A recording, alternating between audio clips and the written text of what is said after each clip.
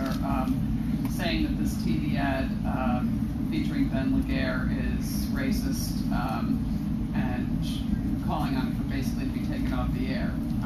Do you have any discussions with any of these folks about that, or they talk to you about that? No, I haven't. And they believe that Carrie Healy is avoiding this crime discussion with these organizations, that she should be Thursday night, or I believe on Thursday you'd be attending The GBIO. Yeah.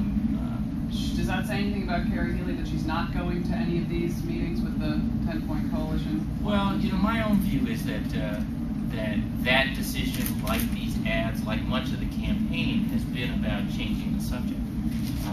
This is an administration that is responsible through its fiscal policies for hundreds of fewer cops on the beat, that has done nothing to coordinate local, state, and federal law enforcement across the region to deal with the influx of guns purchased in bulk outside of Massachusetts and brought in, that touts the sex offender registry as the centerpiece of its public safety program, and then vetoes the funds for it and refuses to appoint the staffing for it. Carrie Healy last week took a position on access to guns by ex-cons. That means it'll be easier for an ex-con to get a gun than a job, and is now trying to take away from police chiefs the judgment, police chiefs who are close to their communities and understand who is in their communities, the judgment about who should get access to a handgun, and bring that into a new state bureaucracy. If I had that record on public safety, I'd want to change the subject too.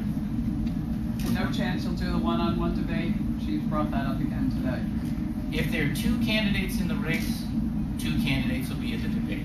So far as I know, there are still 4 candidates in the race. All 4, I think, ought to participate in the debate, which I think was the position she had just a few months ago. And you don't want to add another debate to the last 2 that have been scheduled? No, I'm not looking for any additional debates.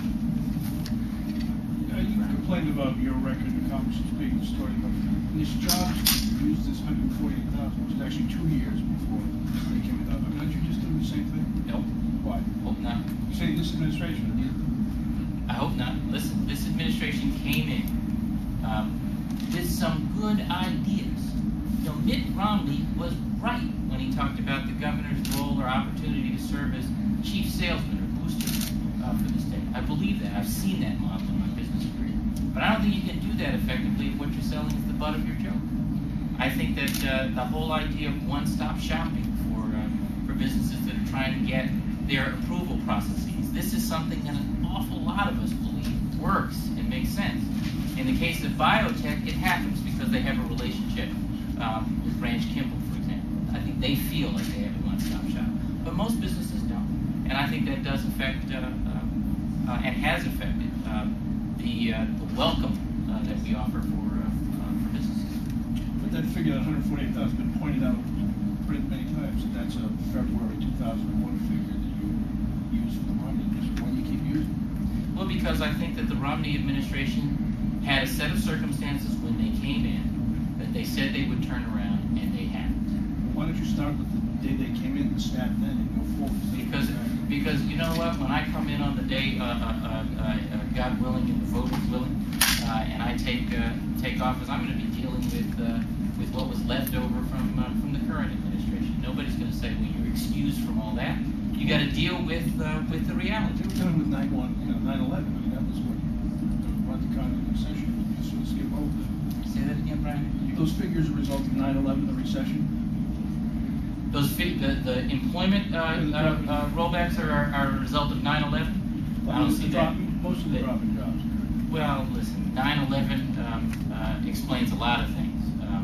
It isn't the sole explanation for the decline in the economy, that's for sure. What has been true here in Massachusetts for a long time is that recessions come here and last longer than they do nationally. There are a lot of reasons for that. But the fact of the matter is that the current administration promised to come in and be a business-friendly and job creation administration, and has failed at that. And that is something we've got to turn around. I have some ideas about how to do it. Any further thoughts on tools? Not just this earlier, but